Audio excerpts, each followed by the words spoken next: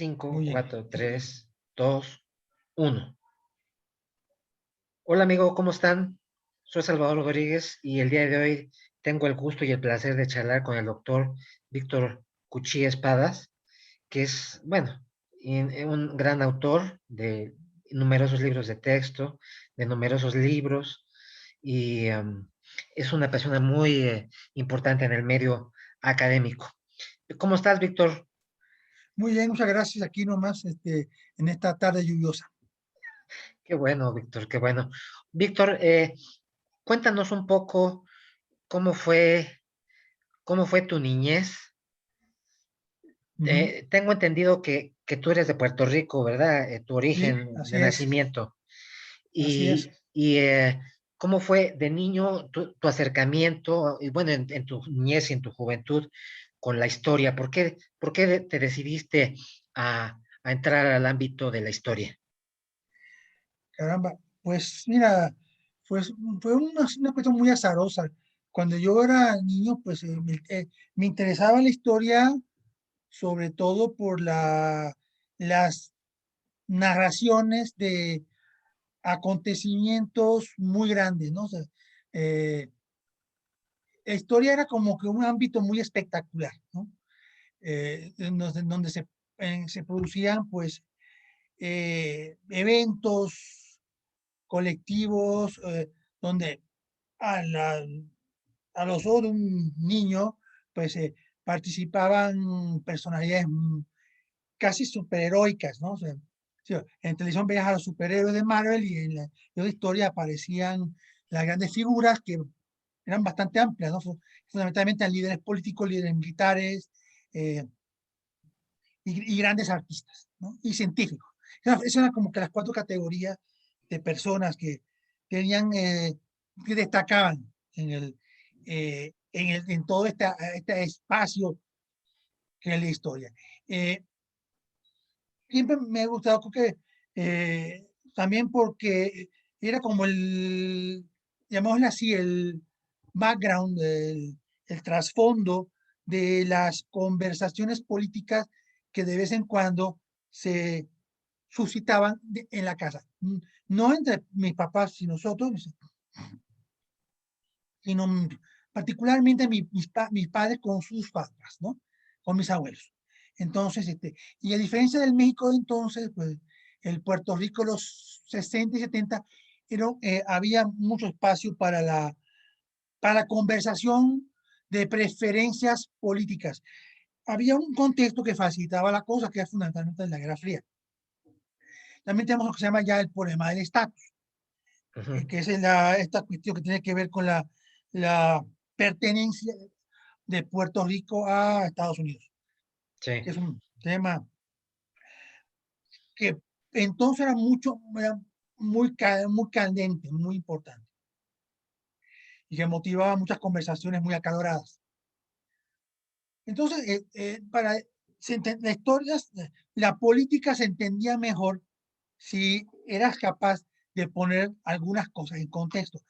Eh, Eso es lo que en parte fue pues. Otra parte era que me gustaba mucho esto que parece como que es el traslado hacia el pasado, hacia otros tiempos, otras tierras, que era un deseo de abandonar el pequeño mundo que yo estaba. Que fue la primera ámbito, entonces pues el mundo antiguo, ¿no? Grecia, Roma, Egipto. Esta, que además era el trasfondo de cierto tipo de cine y de cosas de televisión. Por ejemplo, Semana Santa, cuando era niño, implicaba ver un determinado tipo de películas que eran de las pocas películas que se pasaban regularmente todos los años. En particular las películas bíblicas. Entonces, era la posibilidad de ver Coadis, de ver Rey de Reyes, que me gustó fundamentalmente la que me gustaba Coadis. Quise ver Ben-Hur, pero Ben-Hur fue reestrenada hasta muy tardíamente, creo que fue hasta el 72, 73. Pues bueno, ahí en el cine la disfruté muchísimo. Era esa posibilidad posteriormente, pues las series bélicas, la Segunda Guerra, la Primera Guerra Mundial, la Guerra Napoleónica, y también la idea era también el contexto de la historia del arte, ¿no? Y la idea de que las cosas vienen de algún lugar y que desarrollan una determinado proceso. Todo. Pues fundamentalmente era el aspecto espectacular. Por otra parte, tuve la contingencia de que mi tatarabuelo, el abuelo materno de mi abuelo, había sido, además de médico, historiador, fue historiador oficial de Puerto Rico por muchos años, estuvo muy metido en la clase política del cambio de siglo, del momento en que España abandona la isla, sede de la isla de Estados Unidos, y bueno, tenía una obra literaria que en el ámbito familiar era muy, muy estimada. Él se llama Castor Tony Toste, y mi tía abuela era muy apegado a ella, me regalaban sus libros y toda esa cuestión. Entonces, eso pues, como que era un contexto en la cual, pues eso, pero yo no quería ser historiador realmente, no, yo no sabía qué quería hacer, pero no quería ser historiador. Quizás yo lo que quería realmente era ser literato. Y también meterme a una carrera política o algo así. Sí. A los 14, 13 años, casi 14, mi papá, que quería hacer cine, pues nos llevó se llevó a toda la familia a Venezuela, y fue mi primer contacto con un país que no era, un país independiente. Eso implicó mi primer contacto con lo que realmente era una historia nacional. Porque en muchos aspectos, pues, Puerto Rico tiene una historia que podemos llamar en México una historia local o estatal. Pero la historia nacional es la de Estados Unidos, a pesar de las enormes diferencias que hay culturales entre Estados Unidos y Puerto Rico. Sin embargo, en el caso de Venezuela me encuentro por primera vez en contacto con una historia nacional, con una narrativa propia y por supuesto muy heroica, porque en Venezuela realmente hay, toda Venezuela se divide realmente en tres periodos, antes de Bolívar, después de Bolívar y el siglo XX, ¿no? Ujú. Y, el siglo, entonces la historia venezolana, sobre todo la historia del siglo XIX, está marcada por dos cosas. Una narrativa eh, muy, muy espectacular, muy heroica, de grandes batallas, grandes líderes, grandes caudillos, con una constante conflictividad, y lo tenemos en un país que tiene 10 veces más constitucional que tuvo México, una historia de caudillismo mayor que la de México, comparada con Venezuela. México tiene una historia realmente muy sedente, pero también se apareció mi gato, Sí. apareció el gato. Aparece. Entonces, había que hacer eso. Entonces, pues eso fue interesante. Yo me acuerdo cuando yo acababa de llegar a Venezuela, mi papá, mi mamá y mis hermanos se fueron como a cenar con un amigo puertorriqueño que vivía allá. Y yo decidí quedarme en el hotel y me quedé toda la noche leyendo un libro de historia de Venezuela para bachillerato. Y fue una historia muy grata. En Puerto Rico no puede leer esos libros, pero llegando a Venezuela se los puede leer y fue muy interesante. Sí. Sobre todo, estoy hablando de un chico de 13, 14 años, que es lo que uno busca, la acción, las Sí. epopeyas de acción, ¿no? Y la historia nacional tiene una gran epopeya de acción, sobre todo en el periodo de 1810 hasta 1900, hasta 1899, cuando sube el poder Cipriano Castro, y comienza otro periodo que tiene un gran interés. Pero esta historia de constantes conflictos estaba como que una sensación de que estaba entrando al mundo real. Un mundo que se parecía más a la Venezuela, perdón, a la Francia napoleónica, a Míralo, quería salir en la la cama. Francia napoleónica, a la Alemania del siglo XX, a Estados Unidos. O sea, estaba entrando a otro ámbito, a otro ámbito. Entonces, eso fue para mí muy interesante. Captó mi interés, captó mi interés. Sí. Porque estaba en un lugar donde estaba, sentía que estaba pasando algo. No es porque en Puerto Rico no pasaba nada, sino que los procesos más importantes o más eran como que estaban siendo como que ocultados quizás o desen- desen- no destacados por una narrativa histórica que destacaba la continuidad de España con Estados Unidos, la idea de Estados Unidos como el rescatador y el país que esta democracia, en fin, en Puerto Rico no pasaba nada, ¿no? Sí, Salvo una regularidad de elecciones no había ningún problema. Venezuela está lleno de problemas, ¿no? Esto era en 1976. El chavismo estaba planteado, era otra cosa. Pero muchos de los problemas de Venezuela actual vienen de entonces, y vienen de mucho antes. Entonces, así las cosas. Entonces me encuentro con eso, pero todavía no me interesa, todavía en la historia de eso no me interesaba mucho. Me interesaba, sí, las humanidades, ¿no? Literatura, y ahí estudié la preparatoria y sucedió un accidente, no físico, es un accidente de tipo... En Venezuela, para entrar a la universidad, había que entrar a una especie de lista. Para ver, en Venezuela, para entrar a la Universidad Central de Venezuela, era gratis, pero no había cupo. mm, Había carreras que estaban completamente saturadas. Yo, en mi petición, fue en el formato, yo puse que quería entrar a estudiar psicología o arte. No había el cupo en ninguna de esas dos facultades en la segunda vuelta o planilla de reclamo, se llamaba entonces. Si usted no entra a estas carreras, ¿cuál preferiría entrar? Pues historia. Pues bien, historia no tiene competencia. Y así fue. Era 1978, yo era muy joven, y entonces estudié historia, y tengo que reconocer que en cierta forma me gustó, porque me tocó una carrera que estaba muy imbuida de la explica, de la situación. O sea, estudiamos el pasado, pero lo que sucedía en el presente determinaba en muchas formas el enfoque se le estaba dando a las cuestiones. Y en aquella época estaba en el debate la historia de, ¿cómo se llama esto?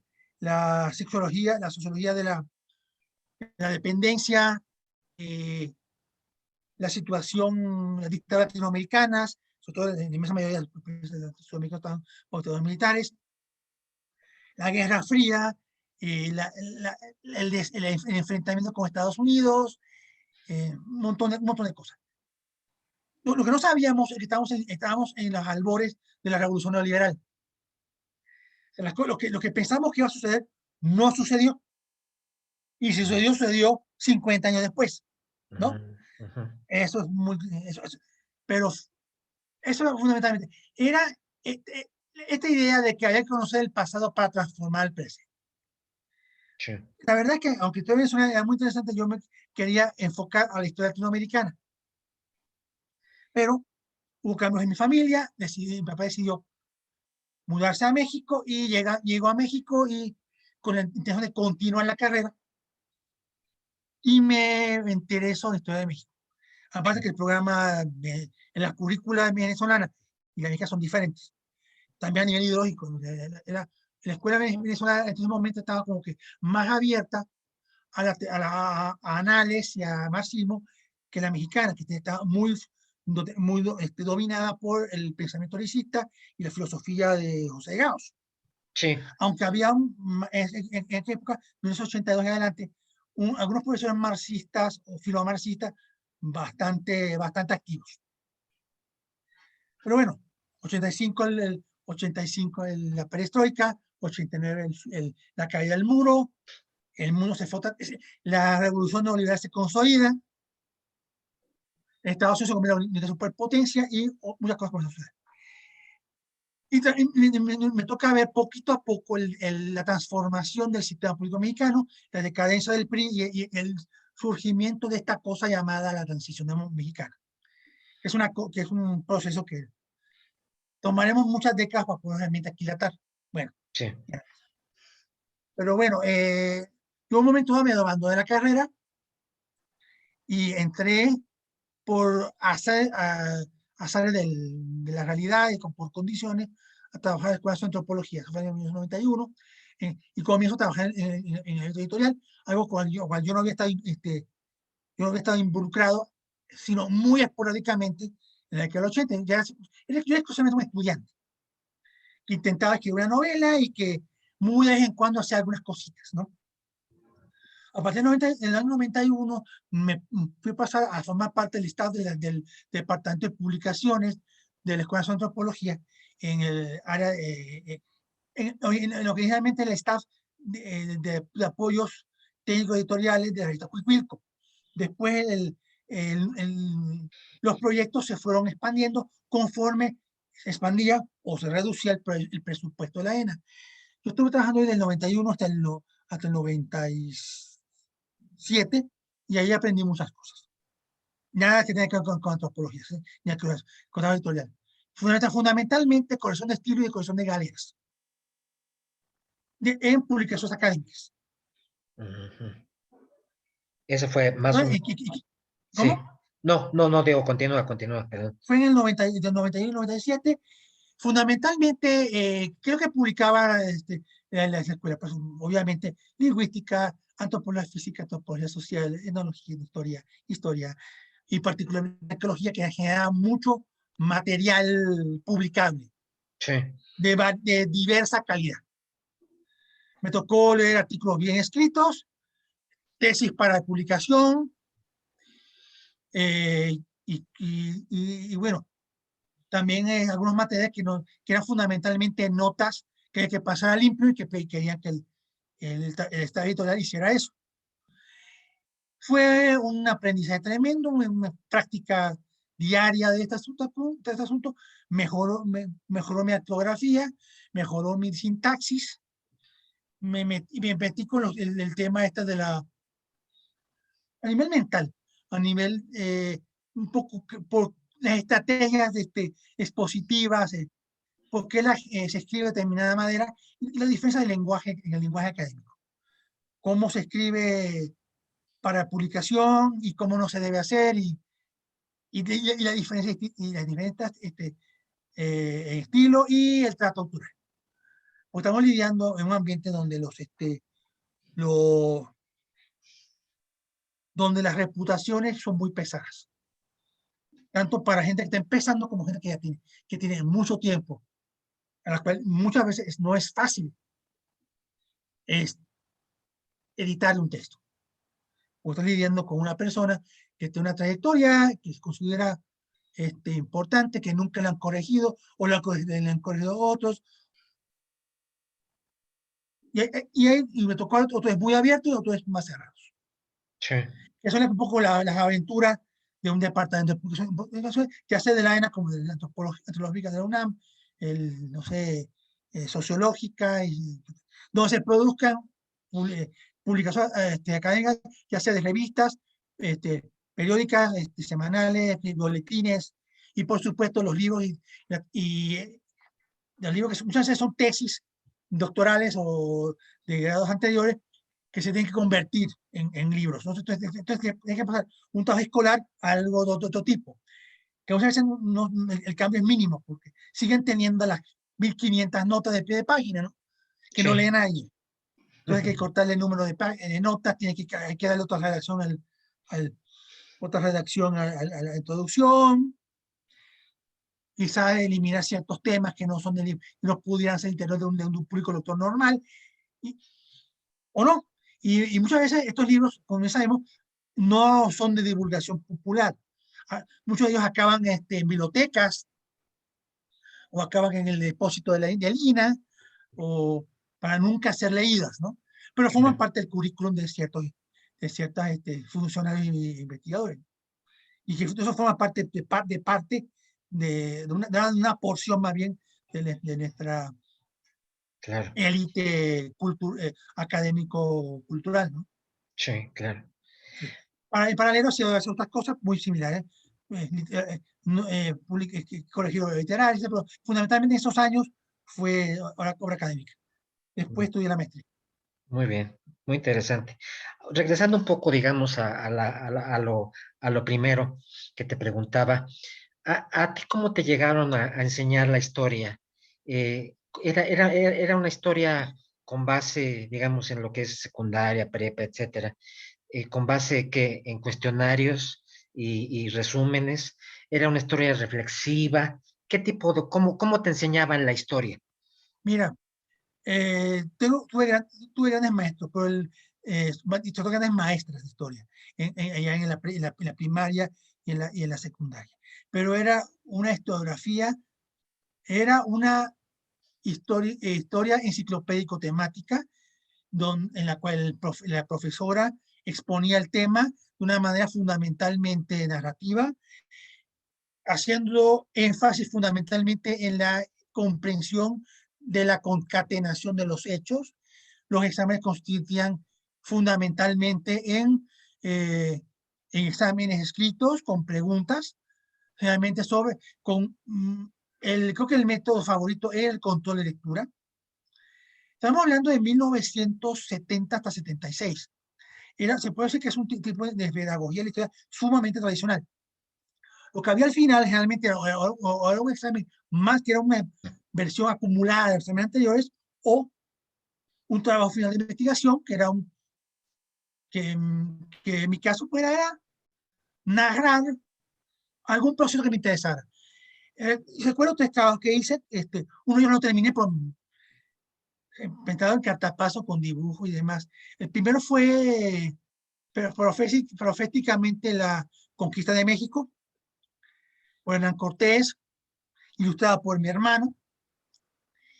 El segundo era la historia de las guerras médicas, Sí. ilustrado por mi papá, en un cartapaso.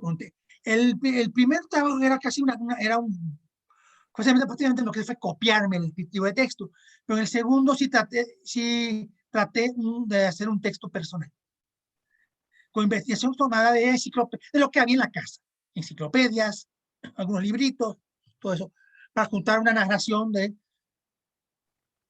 hacer lo que haya hecho Heródoto, ¿no? Mucho mejor que yo. La tercera vez sí estaba mucho más ambicioso, ya víspera de mi salida de Venezuela, a Venezuela. Y lo que, lo que yo quería era abordar el tema de la invasión alemana a los Países Bajos y a Francia. En el 1940, entonces sí, ya mi Dios a la Segunda Guerra Mundial, entonces, sí, sí. Me quedó bastante largo y no la pude terminar. Aún así, la profesora, llamada Madeleine Villamil, reconoció mi esfuerzo, me fue muy bien. Entonces, como incluyo esto. Eh, ya en Venezuela no recuerdo haber hecho algo así hasta que entré a la carrera, y creo que de los trabajos que recuerdo con mayor cariño, primero 2 años de estudio de la carrera, fue un trabajo sobre las misiones jesuíticas en Paraguay. Creo que me trajo la ley de utopía racionalista jesuita, y esta idea de que un grupo de personas puede modificar la conducta de una localidad. Ahora sería verdaderamente criminal pensar así, pero eso es 1981. Era para una clase llamada Historia de América Colonial, y el maestro era Alberto J. Pla, argentino. Marxista, no sé si trotskista, no me acuerdo qué, pero era marxista. Fue un trabajo interesante. Ya no México fue trabajado, pero era una pedagogía, incluso en Venezuela, sumamente tradicional. Una cosa que me llamó mucho la atención en los libros venezolanos era que parecían escritos pensando en perspectiva, parecían una obra escrita por, por abogados. ¿Por qué? Porque le daban muchísima importancia a la secuencia de las constituciones. Y en Venezuela hubo muchísimas. O sea, en México tuvimos acaso 4 en el siglo XIX, Venezuela tuvo como 20. O sea, cada régimen, por eso, no, que no daban 20, fueron como más de 10. Porque cada régimen establecía su carta magna. 1830, 1947, 48, luego 1957, la de 1863, 62, 70, la del guzmancismo, la todo el periodo del llamado liberalismo amarillo, que es muy bonito y muy interesante, y luego viene la época de los andinos, Juan Vicente Gómez, que también son varias constituciones diferentes, y bueno, cada régimen tenía su constitución. Lo primero que hacía era cambiar la constitución, ¿no? Entonces, pues sí tenemos y ahí es que me aprendes algunas cosas, ¿no? Por ejemplo, la ley del contrato, la evolución de la esclavitud, la guerra federal. Entonces, particularmente está en la preparada, pero era una explicación fundamental. Lo que se había en Venezuela, que no había en Puerto Rico, era una mayor discusión en clase, porque los estudiantes eran mucho más inquietos. La historia generaba una inquietud porque era político, y era un enfrentamiento a veces de buenos y malos, pero era un enfrentamiento, había lisa, ¿no? Una lisa sociopolítica interesante. De por qué, sobre todo después de tantas luchas, por qué el país seguía como era, por qué Estados Unidos seguía siendo gran potencia, qué pasaba con la Unión Soviética y Cuba. Había un montón de cosas ahí que estaban como en la discusión. Claro, había otra cosa muy importante, era que las preparatorias venezolanas, particularmente aquí en donde yo estudiaba, estaban muy intervenidas por la política. Había grupos políticos activos. Se había convertido en parte también en un grupo, en un lugar donde se reclutaban políticamente líderes políticos, particularmente de la izquierda. La, la, la guerrilla urbana apenas había terminado en Venezuela.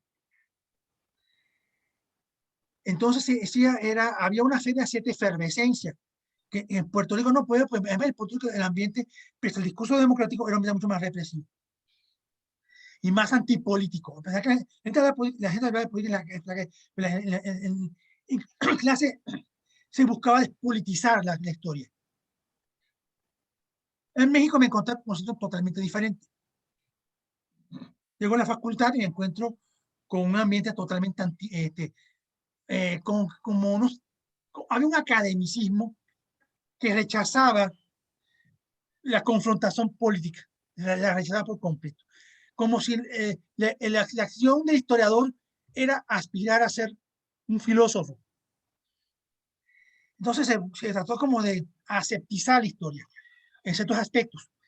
Entonces era otro ambiente. Y sí, muchos de los profesores que me tocaron en la facultad eran políticos conservadores, o esta impresión, también 68 estaba muy vivo, era 1982, cuando entré a la facultad como oyente. Entonces era otra cosa. Y sí, la licencia en historia era otra cosa. Era como una búsqueda de otro tipo de temas, otro tipo de discusión. Apareció algo que yo nunca había visto antes, hasta que llegué a un poquito a la Universidad en Venezuela, que es la historia económica. Había más nivel en México, en el sentido que había más historiadores. Era interesante, muy interesante. Pero sí, el ambiente era mucho más anestesiado en aquella época que había en Venezuela. Pero sí, es curioso. Pero sí, como era la pedagogía, pero era sumamente tradicional. Sí, Nada de estas actividades, de actividades vamos de excursión o vamos a hacer maquetas, ¿no? Nada de eso, nada de eso, nada de eso. sí. Siéntate a escuchar, toma notas. Y es, y, Y se perpetuó también en el ambiente universitario. Solo que en el universitario a los estudiantes molestaban menos al maestro, ¿no? sí, claro. Mucho menos al maestro. Hay un ambiente sumamente respetuoso que nunca ves ninguna preparatoria en un país del planeta. O sea, era algo muy curioso. Tuve una materia de la historia con Andrea Sánchez Quintanar, que no me gustaba. Yo realmente lo que es la cuestión social, yo quería ser investigador, yo no quería dar clases, como, perdón, la inmensa mayoría ¿ok? Porque hay otras cuestiones que tienen que ver con esta farandulización que tenemos en la cultura nacional, los grupos de élite de la cultura nacional, ¿no? Todos quieren destacar, pero no de quieren empezar de abajo, ¿no? Pero sí, si hubiera dicho que iba a escribir libro de historia a nivel prepa, secundaria, yo no estaba en mi horizonte. Hasta muchísimos años después yo empecé a escribir historia, en el Claro. 2009. Oye, Víctor, y por ejemplo, y qué tanto, digamos, a ti te llamaba la atención? Digamos, ese tipo, eso que mencionas, por ejemplo, de esa, ¿qué se te hacía más atractivo? Esa historia, digamos, más cuestionadora, más rebelde, más activa, o lo que has llamado como esa historia academicista donde el maestro llegaba, daba su clase y se acabó. Tú, digamos, a ti como estudiante en ese entonces, ¿qué era lo que más te agradaba? Depende del maestro, me gustaban cualquiera de las dos. Yo siempre he pensado que la tradición es el fundamento de la innovación. Yo creo, había de todo, ¿no? Y me gustaban los maestros cuestionadores porque algunos eran muy buenos para eso, ¿no? Entonces había un deseo de buscar de los procesos históricos otros ángulos, y eso es fundamental. O no faltaba el profesor tradicional que podía dar una conferencia cada 2 veces por semana y podía ser divino.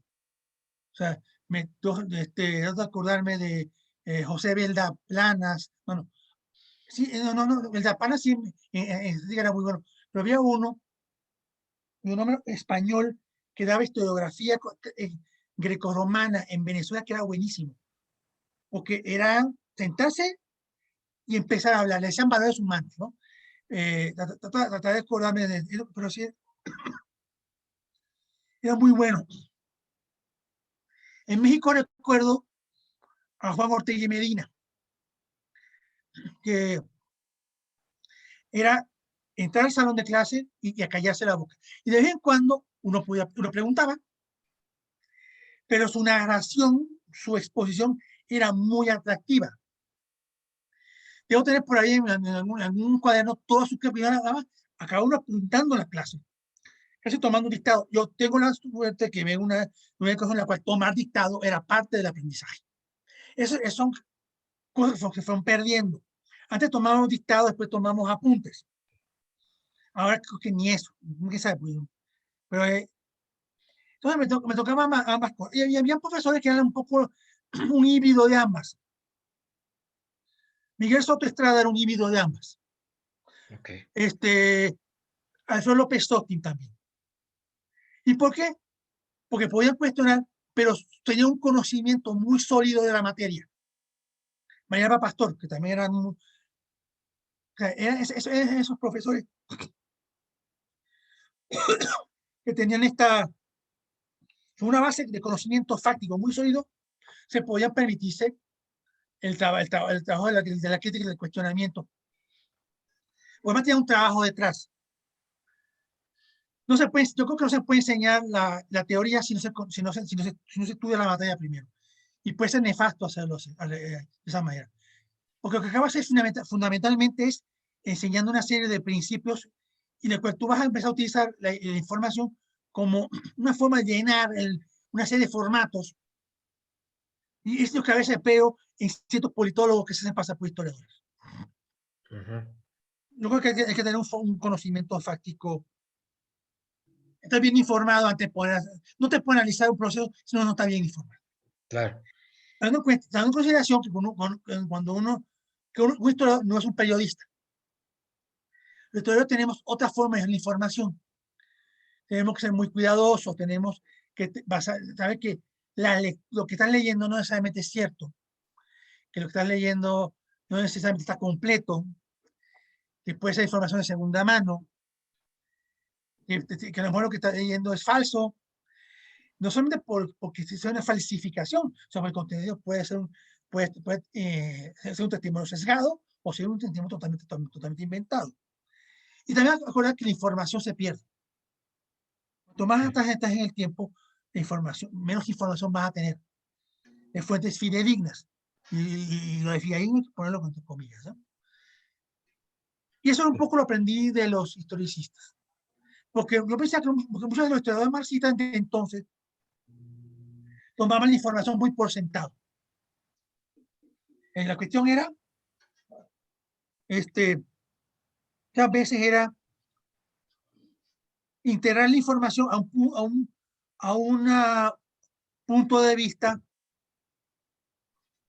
fincado en Carlos Marx, tratar de repetir lo que Carlos Marx haya hecho, Ujú. no a partir de la obra de Marx. O sea, creo que lo mejor del marxismo es hacerlo como lo hizo él. Vamos a la británico y a leer, ¿no? Y sobre la información que tenía Marx, pues él interpretó el desarrollo Claro, del capitalismo hasta llegar a que escribió lo que puede ser uno de los mejores tratados de economía y de información sobre el capitalismo en la primera revolución industrial jamás escritos, que es el Capital. Eh, pero se trata de buscar la manera de utilizar a Marx como un molde, pues no va a funcionar, ¿no?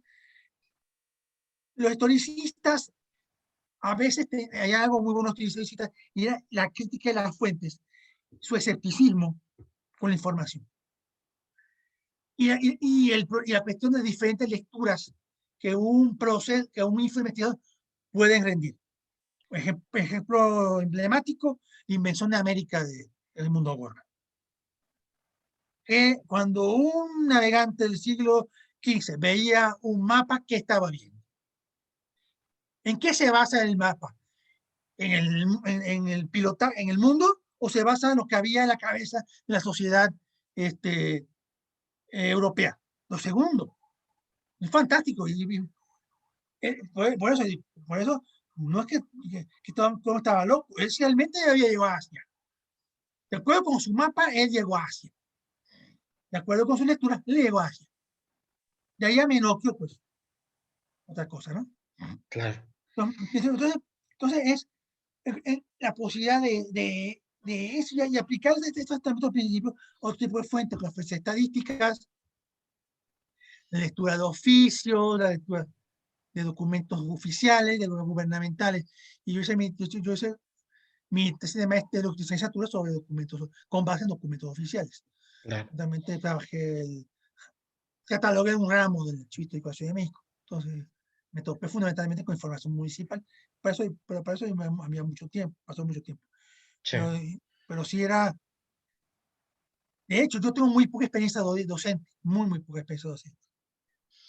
Víctor, bueno, retomando esto que decías, digamos, de la dualidad, que para ti es el hecho de que, digamos, que el profesor de alguna manera tiene que dar una clase entre, vamos a llamarla entre comillas, tradicional Mm, y utilización entre estrategias activas y esto. Ahora tú como profesor, ¿cómo eres? ¿Cómo es tu, retomas esto que dices? ¿Cómo es tu clase ahora que das clases en la universidad y en donde puedas dar más? ¿Cómo es tu clase? ¿Qué retomas? Mira, yo daba clases en el programa de economía a estudiantes que eran fundamentalmente, estaban estudiando un programa de especialización. Concretamente eran politólogos, economistas y algunos historiadores. Estaban buscando en el programa de especialización una opción para un posgrado.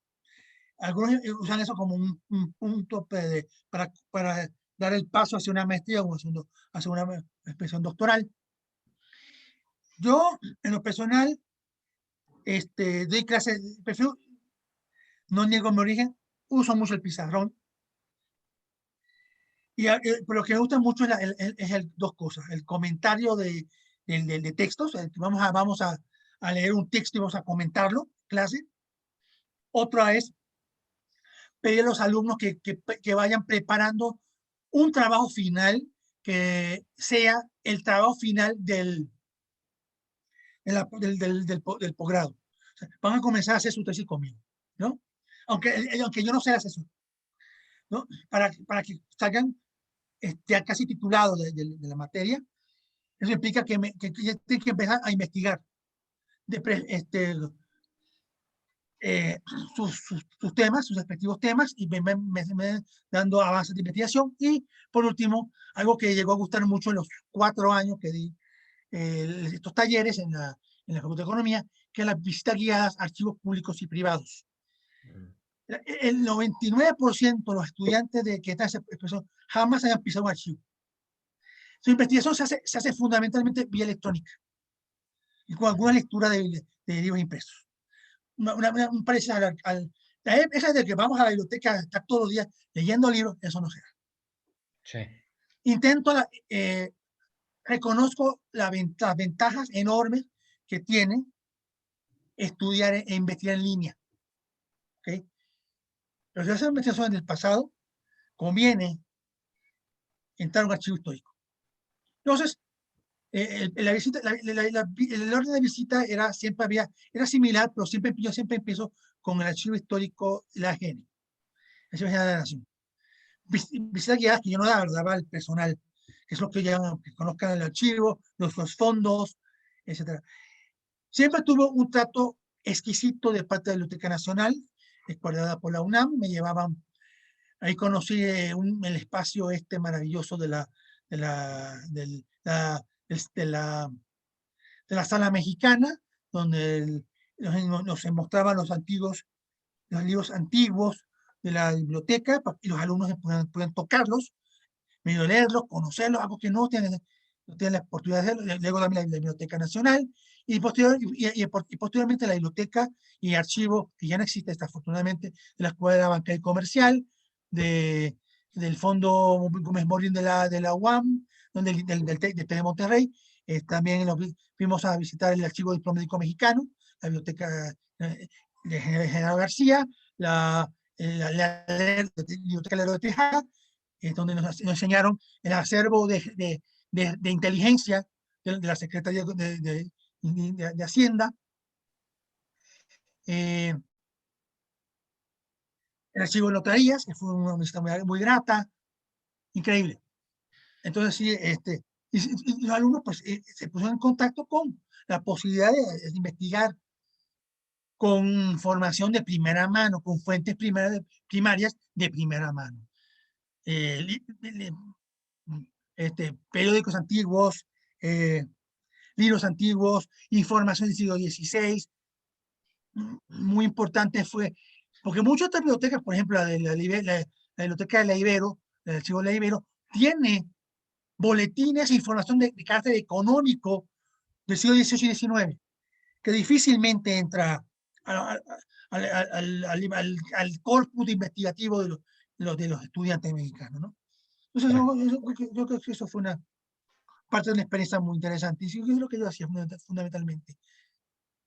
Qué padre. Pero Sí, no, yo no soy así que es muy activo, ¿no? Pero sí, sí me gustaba exponer algunos temas, pero que me expongan los alumnos algunos de sus temas y comentar los libros en clase. A veces es más fácil que según el grupo. claro, claro. A veces yo hablo mucho, a veces yo hablo mucho.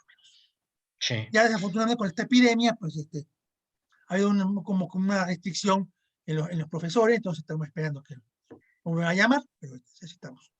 Oye, y aquí, digamos, en tu clase, por así decirlo, de aquí pasaremos posteriormente a los libros de texto, del cual tú has hecho muchos libros de texto. Eh, ¿Qué le pides qué privilegias en el educando, en el alumno?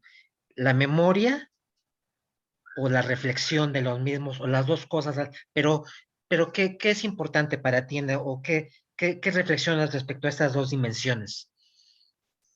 Mira, yo privilegio la reflexión, pero para poder funcionar hay que darle al alumno un punto, un contenido con que reflexionar. Por supuesto, el sistema educativo exige un enorme esfuerzo de síntesis. Entonces hay que privilegiar cuáles son los hilos conductores del periodo de la historia mexicana y del periodo que uno está abordando. Los temas más importantes. Hay cosas que la mayor parte se queda fuera. Porque y se te obliga muchas veces a tocarse estos temas de manera muy superficial. Pero tú hay que elegir qué es lo que uno va a poner, qué es lo que uno va a destacar, qué es lo que uno va a mencionar. Por supuesto, esto implica que no se puede meter muchas citas, sobre todo yo no suelo poner citas textuales, ¿Por qué? Porque genera, a mi entender, dificultad de comprensión de lectura. Y hay que cuidar mucho la comprensión de la lectura. Tanto para el maestro, que muchas veces no es un historiador, como para el alumno que tiene que leer en función de su capacidad cognitiva, que es muy variable. No le a un niño de 10 años que a un joven de 15. Es, y además con gente que no está acostumbrada a leer. Entonces, o que solamente va a leer en sus vidas en este momento en particular. Obviamente yo siempre le pido a los alumnos en los libros que investiguen ciertos temas, que lea ciertos textos, que haga ciertas actividades que lleven a alguna reflexión, pero también lo que uno hace es, y esto ya es una confesión, es lo que la editorial te exige. Entonces hay que ver algo muy importante. El libro que tiene el alumno en sus manos no es una obra libre,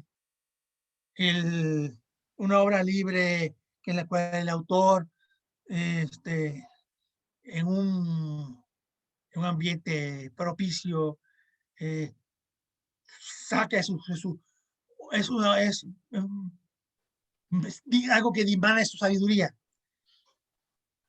Sí, hay un expertise que tiene que ver más con la capacidad de escritura que de los conocimientos históricos, como investigador.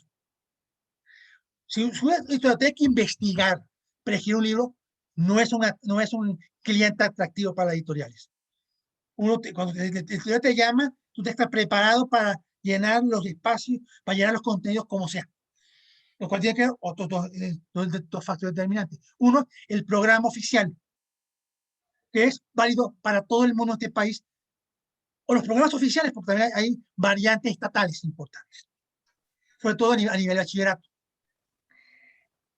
El programa es lo que te da el esqueleto de la obra. Tú vas a escribir en función de, siguiendo el orden que la autoridad te marca. Programas que por lo general, bachillerato están mejores que en secundaria. El programa actual yo le encuentro muchas deficiencias, incluso en relación al programa de 2006 y la reforma de 2011, que generó, hay que decirlo, un buen temario. El temario de 17 me parece bastante flojo.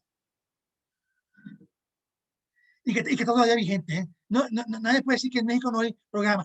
Los libros actuales tienen un programa, y es el programa del 2017. Claro. Bueno, uno es el programa. Sea el peor, sea el mejor del universo. El segundo son las criterios editoriales y las demandas de las editoriales, que necesitan producir un producto en poco tiempo, que tiene que ser presentado a uno o dos sinodales. El primer sinodal es la autoridad en caso de libro secundaria, y el libro preparatorio es el mercado. Tanto el mercado del libro oficial como el mercado del libro de las escuelas privadas. Porque los libros que no son aprobados por la SEP, en caso de secundaria, pues se pueden vender perfectamente en las escuelas privadas. Digo, porque hay un montón de entonces puede quedar asustando a todo el mundo diciendo que si no se hace lo que ellos dicen, no va a ser aprobado. Hay opciones. La cuestión es que la aprobación por la SEP no es una aprobación, es simplemente un proceso de licitación. En la cual el gobierno mexicano, en caso de la Secretaría de Educación Pública, pues decide qué libros va a comprar y qué libros no lo va a comprar. De acuerdo a unos criterios supuestamente, no, y creo que son públicos. Claro. O jueces pueden estar de acuerdo o no, es otra discusión. Y sobre todo pedagógica, que yo no lo voy a entrar, pero yo no soy pedagogo. A mí se me llamaron para cubrir contenidos. Me tomó mucho trabajo aprender a hacer actividades.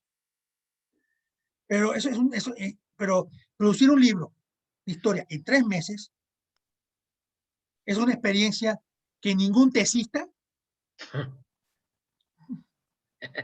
la cual ningún tesista ha pasado. No, me tomó 10 años. Que dice, sí, de hecho te dice 250 páginas en 3 meses. Para que adivino esta la cosa, ¿no? Claro, claro, No. claro. Luego mi taller de nuevo, pero sí es pesado. Pues genera muchas prácticas. Claro. Legítimas y legítimas. Lo último que hice fue para telesecundaria, que fue una experiencia muy grande. claro. Muy, muy grato.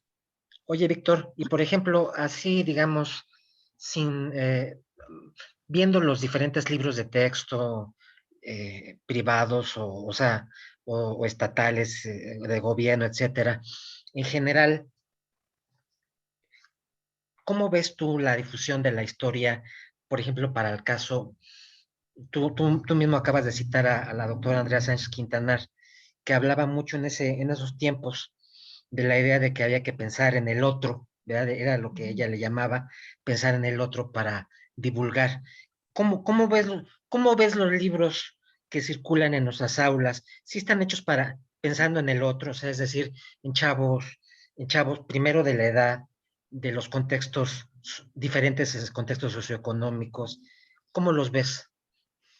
Algunos sí están pensados en el otro. Por lo menos yo trato de hacerlo. Pero yo he visto libros pensados en el otro. Muy sencillo, muy sencillo al mismo tiempo demandantes para lectores. O sea, no se trata de dumb down el tema, ¿no? La materia, ¿no? Esto es muy completo, vamos a explicarlo en un tono que parece del programa de televisión, ¿no? Amiguitos, no, no. Los alumnos, los chavos pueden subir su nivel, ¿no? Pero también he visto libros que parecen escritos para, para gente de posgrado. Me acuerdo en los libros del 2006 al 2011, libros muy, muy largos, que no pensaban en el factor mochila, libros de 500 páginas, de 600 páginas. Al menos con una experiencia, yo edité un libro para Santillana en el 2011, 2012, que era para quinto de primaria, y fue una experiencia muy interesante porque el manuscrito original daba por sentado que los chicos, los niños de menos de 10 años, sabían quién era Hidalgo, quién era Morelos y quién era la corregidora. A esa edad hay que presentar los personajes. Hay que cuidar mucho el lenguaje. Hay que eliminar información que no puede, que el chico no puede digerir. Hay que limitar los procesos a sus uno o dos puntos más importantes. Porque también cuando yo era niño, sí, embadurnaban de fechas, ¿no? Y de acontecimientos que no podía uno recordar. Y a mí se me pidieron eso de memoria. Lo que se pide son esos más de comprensión. Pero para eso de comprensión necesitas elegir la información que hay que transmitir como esencial. Y no Claro, dar nada por enterado. El niño, porque es mexicano, no nace sabiendo quién es Miguel Hidalgo Costilla o quién es Morelos. Hay que presentar el personaje. Lo mismo pasa mm, aunque haya oído hablar en su casa de Benito Juárez, hay que hay que presentarle el personaje, pero ya en secundaria ya es otra cosa. Hay que elegir. No puedes meter cifras y datos, no son fuertes, pues puede ser muy complicado para el alumno, sobre todo en un momento en que no es lo mismo un chico de 12 años que un chico de 15, que se transforma mucho. Entonces hay que cuidar el lenguaje, mucho el lenguaje. Hacerlo sencillo eh, y al mismo tiempo conciso. Porque además, los libros actuales son de 260 páginas. Esa no es una petición del mercado, es una petición de la autoridad. Eso obliga a uno a tener una capacidad de síntesis fundamentales. sí, Entonces, tiene que elegir como autor, tiene que elegir unas poquitas fuentes generales y hacer un gran esfuerzo de síntesis. Y claro. hacer actividades más o menos dinámicas para que refuercen el aprendizaje a través de lectura, discusiones. O también, pues también la tentación muchas veces, cuestionario, reflexiona, ¿no? Pero sí, he visto de todo, he visto de todo. Oye, Hay cosas Víctor, terribles y cosas muy padres, ¿no? claro. Oye, Víctor, y por ejemplo, ya como autor en el libro de texto y como editor, cuando, pues, tú sabes que el libro llega a infinidad de lugares, ¿verdad? En lugares Ajá. de diferentes condiciones socioeconómicas. ¿Qué pasa o cuál es tu pensamiento cuando, digamos, algún libro establece el hecho de que de que consultes o que el alumno consulte el Internet, que haga actividades conforme a Internet, digamos, partiendo de que no en todos lados se parte con de Internet o las famosas TIC. Tú, por ejemplo, en ese caso, ¿qué piensas? ¿Cómo se puede en un momento dado el maestro o tú como autor o como editor, puedes suplir esto? O sea, puedes suplir que estas carencias que en un momento dado puede haber en el ámbito educativo, tú como autor y editor, las puedes salvar de alguna manera. Es algo muy curioso pasa con la tecnología de la información y comunicación. Es que una parte suena maravillosa, ¿no? Un gran instrumento de enseñanza y aprendizaje, y lo chocan con la realidad. Claro, en los libros de texto hay que meter tics a lo bestia porque la autoridad lo exige. Y muchas veces, no sé, hay editoriales que son las más papitas que el Papa. Además, muchas veces las TIC les permite acceder a su propio programa, ¿no? A sus propios contenidos que las editoriales están generando. Porque hay editoriales que ya no se llaman así editoriales, se llaman plataformas de aprendizaje. Ese tipo. Entonces, pero hay realidades, ¿no? México no es Finlandia. Entonces hay que tomar en consideración de que hay diferencias en el acceso a las TICs y que hay diferencias de clase. El acceso a las TIC depende del nivel económico y de capacidad pecuniaria de los padres. También depende de la infraestructura de la escuela, ya sea privada o pública, y depende de las desigualdades en el desarrollo de las diferentes regiones del país. Entonces, es una discusión que va a durar vigente muchos años. Por eso estoy de acuerdo que los niños se integren, pero no hacer tan dependiente las actividades del link con a tal página, ¿no? Porque si no las actividades hacen imposible. Pero me da otra pregunta. Ok, no, no hay que incluir TICs porque el alumno no puede acceder a ellos, ¿sí? Porque también tienen una buena biblioteca pública. Esos son los problemas de los remaches de los clavos y los tornillos de la educación en este país. Y, en todo el planeta, ¿no? También en Estados Unidos tienen sus problemas educativos serios. O sea, también en Finlandia, ¿no? O sea, no sé, pero hay que pensar vamos a, cómo vamos a elaborar materiales educativos, no solamente libros de texto, educativos, que contribuyan a mejorar y hacer más ágiles los procesos de enseñanza-aprendizaje en el país, en los chicos de este país. Pero el liderazgo para eso no puede venir del mercado ni de editoriales, tiene que venir de la autoridad, tiene que venir de la Secretaría de Educación del país, porque al igual que el sistema de salud, los estados son autoridad educativa y se nos olvida fácilmente. Claro, claro. A la prensa le encanta olvidar cosas. Una de ellas es que la SEP no lo es todo, aunque la SEP la coordinadora de la educación en este país, del sistema educativo mexicano. Claro. Ahora, en esto que mencionas, por ejemplo, pues sí, la extensión de los planes y programas o de los temas a tratar en un libro de texto que puede llegar incluso en tiempos muy pasados o pasados, podamos tener hasta libros de 500, libros de texto, ¿no? De 500 páginas, etcétera. Tú, por Me acuerdo ejemplo, de unos cuantos.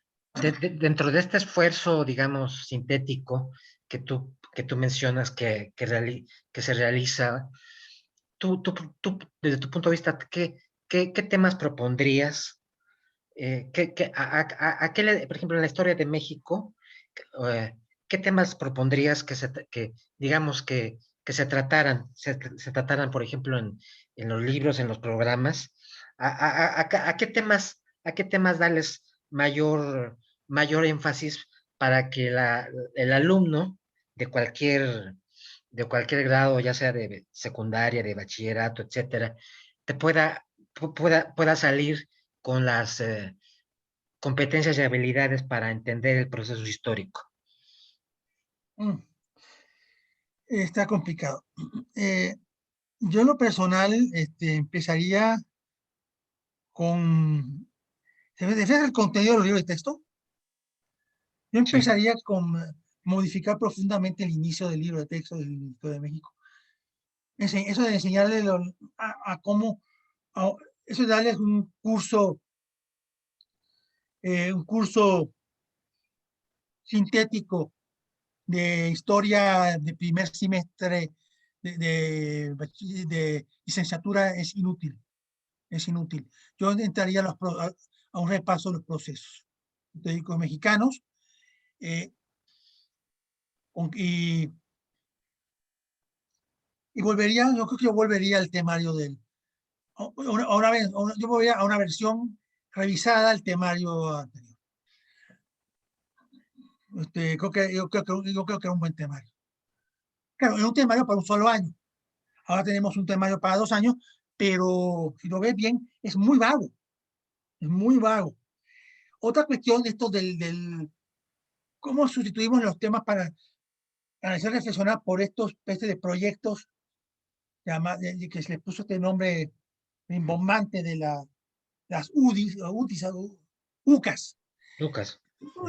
es un proyecto de investigación, ¿no? Que hace muchas veces el libro redundante para darle un carácter de educación activa o por competencia. Yo creo que la verdad no va por ahí la cosa. El libro de secundaria tiene cosas muy buenas, ¿no? Yo creo que y el programa de secundaria es muy bueno y un camino en ese sentido de cómo se debe desarrollar los temas en 2 años, ¿no?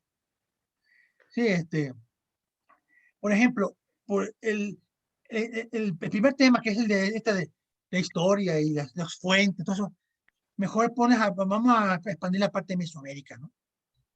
En vez de, en vez de hacer empezar el tema de Mesoamérica totalmente eh, azteca-centista, en la cual los mayas no figuran, los purépicas me parece que no figuran, los chichimecas no existen, o sea, realmente, realmente es muy flojo. Hay una cosa que es muy curiosa, que luego viene toda una visión que por una parte habla del mestizaje como algo central, muy bien, pero no deja de ser eurocéntrico. Y luego tiene la segunda parte que es la cual eh, todo se aprieta. Es un año para cubrir los procesos de la revolución porfiriato, depende, y México moderno, muy sintético. Además políticamente, ¿cómo decirlo? Orientado, ¿no? Y no estoy refiriendo al gobierno actual, estoy refiriendo al gobierno que dejó el poder hace 4 años, ¿no? Ujú. Porque es imposible que no toque algo de eso. Pues, tú lees los libros de 2006, 7, 8, parece la historia de la globalización, sobre todo la literatura universal, parece la historia de la globalización, ¿no? Pero en el libro de literatura universal actual desemboca, primero que hace caso omiso a la revolución industrial, y después desemboca un tema dedicado a la Unión Europea. ¿Qué es eso? ¿No? Ujú. O tener a la revolución, el porfiriato de la revolución en un mismo capítulo, como actualmente sucede. Cuando últimamente, es un cambio sutil pero importante, actualmente el México moderno empezaba en 1910. Ahora el México del siglo XIX termina en 1920. ¿Qué está transmitiendo con eso? Creo que lo que está transmitiendo es el rechazo a la Revolución Mexicana. Es una opinión personal. Ujú. Que se volvió una idea muy común desde el fin del siglo pasado, cuando comienza a haber un rechazo, tanto a la llamada historia de bronce oficial, como a los procesos de la Revolución Mexicana, en favor, ¿cómo lo puedo explicar? Antiguamente, el hilo conductor de la historia mexicana era la construcción del Estado Nacional Mexicano, cómo México llegó a ser. A partir del fin del siglo XX, empezó a pensar esta cuestión de la democracia, eso, cómo la sociedad mexicana se convirtió en una sociedad autoritaria y tiene que dejar de serlo para convertirse en una democracia. Entonces comienza a haber un rechazo paulatino a los procesos de conformación del Estado Nacional. Entonces, y comienza, y hay un rechazo al nacionalismo, un rechazo a la cuestión cultural. Entonces creo que la discusión está embadurnando un poco los libros de texto que salieron, que son aprobados. Bueno, particularmente los de Universal. Los de Historia de México, pues esto ya fue un proceso complicado el la CEP en el año electoral de 2018. Claro. Pero sí es interesante lo que puede haber tras un libro de texto, ¿no? Sí, claro. Y bueno, ahora, en este caso, digamos, en la enseñanza de la historia, cuando se recurre, ¿cómo ves la enseñanza en el sentido que ya hemos, en los libros de texto, en la educación básica, en este tipo de enseñanzas, ya hemos superado, digamos, la situación de esta historia maniquea de los buenos y los malos, Sí. de los héroes y los villanos? ¿Cuál es tu percepción? Y yo creo que hay que seguir por ese camino, ¿no? Hay que acabar con, hay que olvidar esto de maniquea, porque hay que recuperar el valor del hecho histórico, de los acontecimientos, de los procesos, de los individuos y los grupos que llevan a cabo estos hechos, el respeto por los diversos puntos de vista y el respeto por la época. Recordar que cada época tiene sus características propias y la gente actuó en función de lo que les tocó vivir, ¿no? En ese sentido, pues no estamos en posición de juzgar moralmente a personas que actuaron hace 150, 200 años. Pero hay que tratar de entenderlos a ellos para entendernos a nosotros mismos. Y tratar de entender de dónde vienen muchos de nuestros atavismos, problemas, intereses, y entender la idea de que los procesos, que la realidad se construye en forma de procesos. Bueno, en ese sentido, te preguntaría yo, bajo esta perspectiva, ¿para qué Lo sirve, enseñaste. para qué sirve la historia? ¿Para qué sirve la historia en este tiempo, en este 2021, desde tu Yo punto de creo, vista? yo creo que pueblo sin historia es un pueblo sin experiencia, y un pueblo sin experiencia no aprende. La historia es el contenido de tu aprendizaje. Y por tanto se tiene que estar constantemente discutiendo para ir afinando ese aprendizaje. La intención y el propósito de un historiador es generar conocimiento. No es un coleccionista no es un comentarista de trivia, ni es un anfitrión. Su trabajo es generar conocimiento, sobre todo conocimientos nuevos o conocimientos de acuerdo a ángulos y perspectivas novedosas. Y defender lo que está bien hecho, ¿no?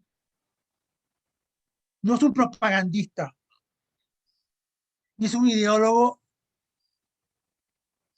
ni está para generar contenidos para la política, aunque la historia se alimenta siempre lo político y las luchas sociales, porque las sociedades no son antipolíticas, la política es la forma en que las sociedades de poder se dirimen, ¿no? Se le da contenido. No existe el mundo sin política. Nunca ha habido un mundo sin política. Entonces, sí, la historia, no sé si la maestra de la vida, pero la historia es el compendio de la experiencia de la sociedad.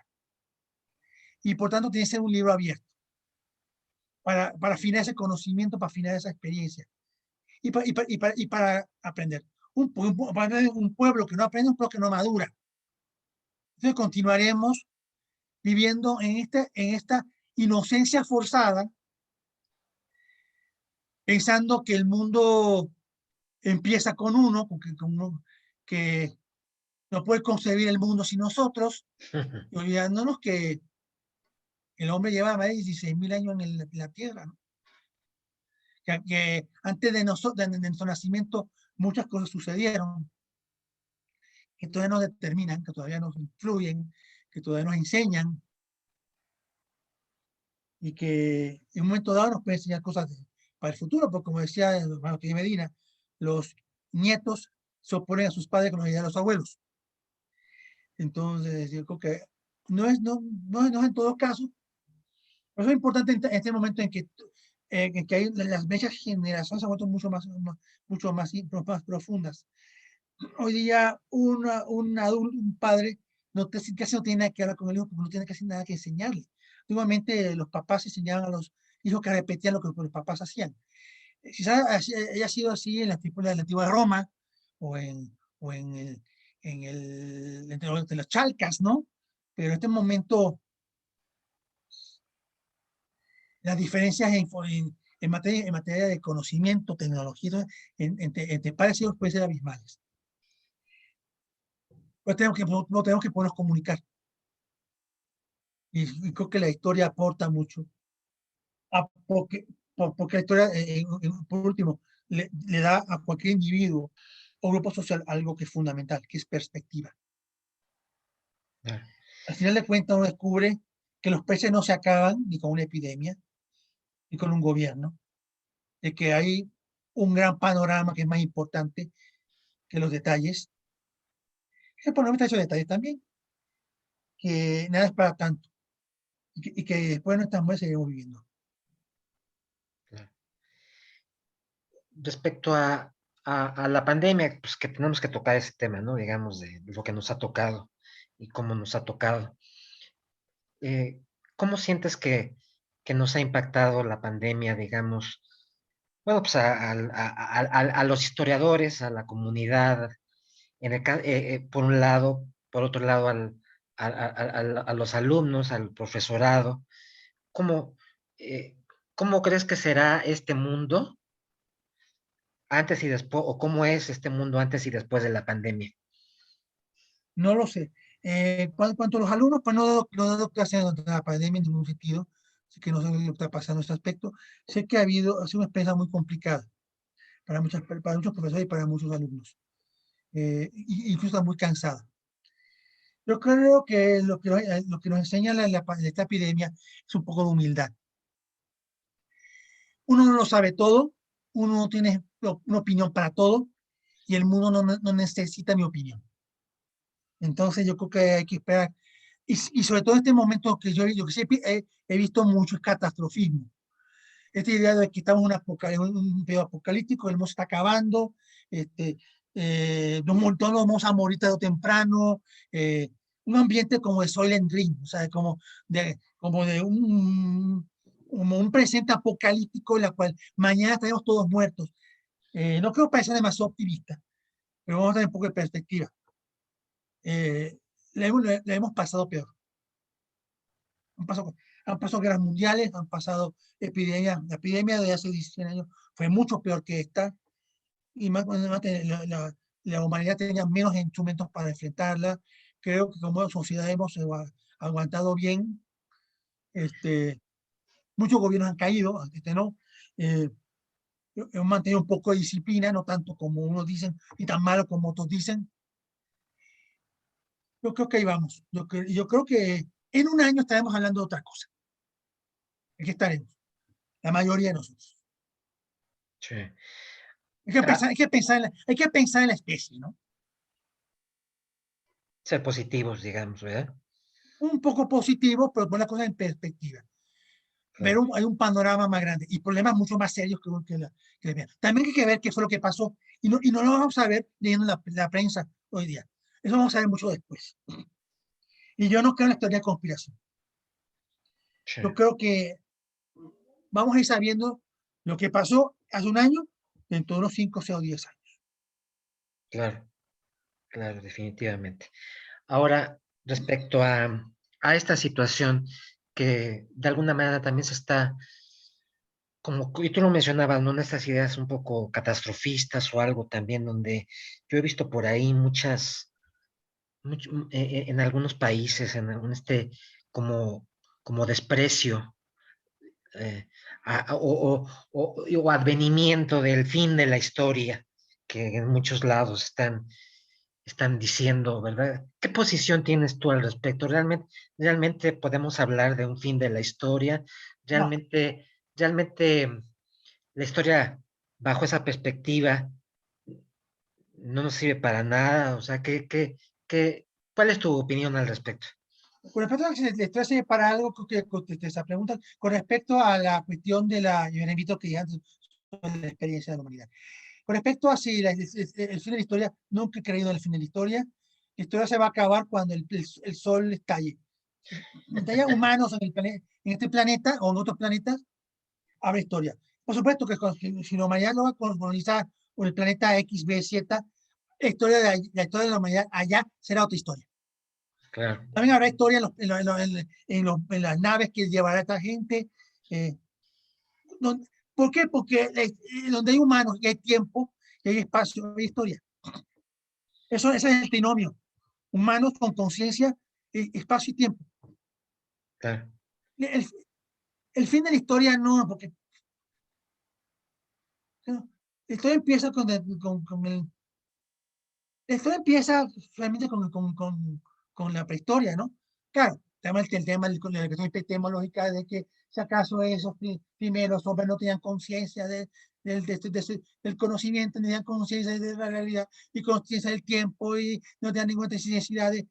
Mira, la historia comienza en el momento que uno le enseña algo a alguien, o cuando uno se preocupa por otras personas. claro, Está muy ligada a la vida social, para no hablar de la civilización, la vida social. Pues si eso, la civilización es otra cosa y, es un tema que creo que es un concepto que hay que ir abandonando. claro, La vida social, claro. consciente. Ahora, respecto a esto, digamos, ¿cómo hacer? Porque muchos hablan, pues sí, como hemos comentado, ¿no? Como hemos comentado también en esta cuestión catastrofistas que ven en la historia. Y muchos hablan también del fin de la historia porque, porque no leemos, no, no, no nos, Ayuda, ¿no? no, no, Ayuda. sí. Desde tu punto de vista como historiador, ¿cómo hacerle? O sea, cuál sería tu propuesta o cómo te has pensado poder promover la lectura en este mundo donde las personas tienen, bueno, entre comillas, las condiciones económicas son más, entre comillas, urgentes que sentarse a leer un libro? ¿Cómo ser, cómo lidiar ese ser con la manera de ser? Desde tu punto de vista, Para, cómo podemos leer? para poder leer hay que poder hacer hay que tener dos cosas. Primero, la capacidad para poder adquirir el conocimiento materialmente, comprar un libro. Se trata de libros hay que poder comprar y están cada día más caros. Pero necesitamos otra cosa, necesitamos curiosidad. Y creo que estamos enseñando a la gente a no ser curiosa. Estamos sustituyendo la curiosidad por el acatamiento de ciertas ideas a través del decreto, la fe, la pasividad mental y también el miedo. No le, iba a decir que hay gente que lee y algo así, pero no, el no leer genera miedo y así que la gente alimente su mente con sus miedos. También le puede enseñar a la gente a tener miedo a través de la lectura, ¿no? Hay que ver qué es lo que le están dando a la gente como contenido, pero eso es otra discusión. Pero eso es fundamentalmente cómo fomenta la lectura, valorando positivamente la curiosidad y recordar algo muy importante. ¿Por qué, por qué la campaña de lectura del sexenio pasada tan ridícula? Porque asimilaban la lectura al entretenimiento. Si la idea es entretenerte, vas a poner a un libro a competir con la televisión. Así no se puede. Al libro, los niños no pagan por ejemplo, no personalmente, por ver televisión. Pero hay que pagar por un libro cuesta 250 pesos para arriba. Entonces, esas cosas se complican muchísimo. Entonces, necesitamos hacer el libro más accesible. Uno, dos, hay que enseñar a la gente a valorar la lectura. Yo cuando era niño vivía en una sociedad donde la lectura era sumamente mal vista. Era una actividad de ocio y peligrosa. ¿Por qué? Porque leer atacaba y erosionaba la fe. Y la obediencia, que propio un pensamiento colonial, pero bueno. Pero algo muy importante es que la gente se está enseñando a no ser curiosa. Hay que valorar la curiosidad. Si tú, ¿por qué no lees historia? Porque uno tiene curiosidad de qué fue lo que pasó. Después de eso, podemos leer otras cosas, podemos leer poesía, podemos leer ficción, podemos leer cosas. La gente lee poesía para sentir, no para entretenerse. La gente lee novelas no para pasar el rato, porque le interesa. Claro, claro, claro. Pero la gente lee historia por el motivo, ¿por qué uno se hace curioso? Por curiosidad. Y estamos generando y no hay nada que ver qué clase de sociedad tenemos. Soy de gente poco curiosa, que quiere saberlo todo, que no quiere saber nada, y que Claro. le tiene miedo al saber. Nada más que por lo menos en algunas redes sociales, ¿no? Pero bueno, yo creo que por ahí puede ir. Pero eso no será un programa, porque nunca he estado en programas en planes de promoción de lectura, pero creo que es importante. Y poner eso, la curiosidad y poner el libro accesible. Sí, No solamente, si tienes curiosidad, ve por un libro, no te va a costar no te puede costar 500 pesos, man. sí, claro. Claro, claro, tienes que lidiar con intereses económicos, fundamentalmente la editorial, los costos de los libros, más el tema de las imprentas y los costos de la impresión, más el tema del oligopolio de las librerías, ¿no? Claro, claro. Ahora, ya casi por finalizando nuestra entrevista, pues bueno, algunas de las formas tal vez de acercar a las personas, a los alumnos, a quien sea, es acercar, digamos, la historia a través de la novela. Uno de tus más recientes libros es El sacrificio de Urías. Es un intento, ¿no? Un intento por vincular la novela con la historia. ¿Qué nos puedes decir de este libro? Sin que nos digas la idea central, pues para dejarle, obviamente, el interés al lector, pero ¿qué nos puedes decir en esta relación historia, novela, historia, divulgación? ¿De qué trata más o menos El secreto de Urias? El sacrificio de Urias trata de, un, de una gran estafa de un individuo que es incitado a sostener más bien el estilo de vida o la forma de vida de una familia que no es la suya. Pero su principal tema es el tema de la identificación con el opresor. Está ambientada en el periodo que va de 1932 hasta 1956. Concretamente en, en tres puntos.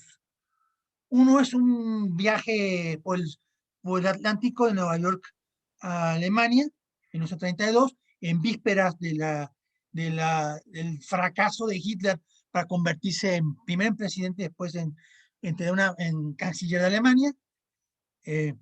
Luego en Ceilán, ya en el momento que ha terminado la Segunda Guerra Mundial, en un teatro de operaciones poco conocido que es el Nacional Índico. Y finalmente en un contexto de la descolonización. En caso particular, la expedición franco-británica a Suez, en el contexto de la Segunda Guerra Árabe-Israelí. El primer principal es un joven mexicano a quien se le pide que su familia le pide su madre, más bien, le pide cobre un pagaré y decide quedarse en Europa. Y se llama así un poco por esta connotación bíblica. Urías era el marido de Betsabe, a quien el rey David pone en una situación de peligro para deshacerse de él. Ese es el sacrificio de Urías, propiamente dicho.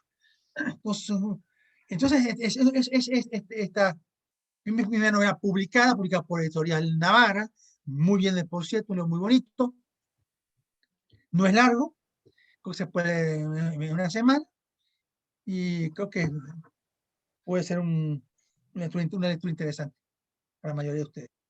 Por qué consideras que digamos, una alternativa interesante leer El secreto de Urias? Yo creo que en este caso, pues, porque podemos ver cómo un personaje está determinado por acontecimientos y procesos históricos del cual no tiene ninguna participación. Porque realmente el proceso suyo sucede aparte, pero no de manera ajena. ¿Por qué? Porque lo que sucede en Europa, o bien, la crisis del 29 lo determina para que viaje a Alemania. La Segunda Guerra Mundial lo marca. Y finalmente, pues, la desaparición de Ofelia es lo que lo va a llevar finalmente a entrar como civil a un campo de batalla, ¿no? Y tratar de no morir en el intento. Al mismo Pues, tiempo tenemos el tema otro tema que es muy importante, que es el tema del exilio, que atraviesa toda la novela. Desde el autoexilio de Jaime Urías o el exilio forzado de la familia del doctor Maravé y la familia Salón. claro, Y al final los niños refugiados palestinos, ¿no? claro, muy interesante. Ya por último, en realidad, cuál es tu tema de investigación a lo largo de todos estos años? ¿Cuál es tu tema de investigación? ¿Tienes uno, varios? Tuve uno que me abarcó desde 1992 hasta, digamos, 2014, que era la introducción del acceso telefónico en la Ciudad de México del Porfiriato, en la Ciudad de México. Es historia regional, es historia de la empresa privada y el sector de la telefonía en la Ciudad de México del Porfirio. Publiqué varios artículos sobre el tema y publiqué 3 tesis sobre el tema. Una de ellos se convirtió en un libro que se llama Una economía, tiempo y dinero, que es sobre la conformación del mercado telefónico en la Ciudad de México.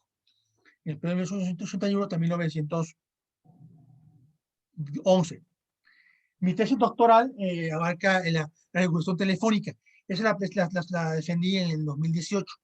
Pues ya el tema ya para mí está agotado. Y yo ahora quiero trabajar otras cosas.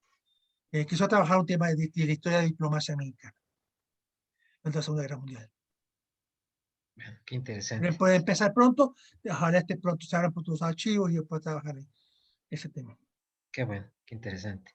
Y ya, digamos, como parte ya de nuestra despedida ¿qué le puedes decir o qué le dices a la gente que pueda estar viendo este video, ya sea un historiador, un profesor, un alumno?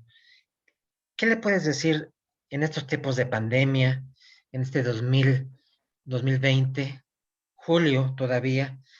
¿Qué les puedes decir? Pues ahora sí que, si están sanos, cuídense. Si están enfermos, luchen. Y que esto va a pasar. Esto va a pasar. Entonces, y hay que continuar en la medida posible los proyectos de vida de cada quien y que adelante, ¿no? Yo creo que vamos a vamos a salir adelante. Vamos a salir adelante.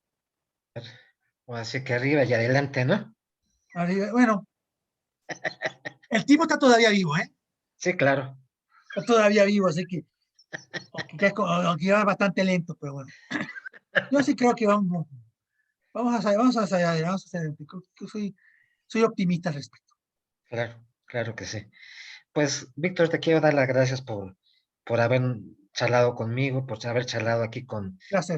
con la audiencia, y pues también te deseamos mucha suerte y también que te cuides mucho, porque te necesitamos también en Igualmente, este proceso histórico. también. Muchas gracias, Gracias. Víctor. Gracias, Bonita noche. igualmente.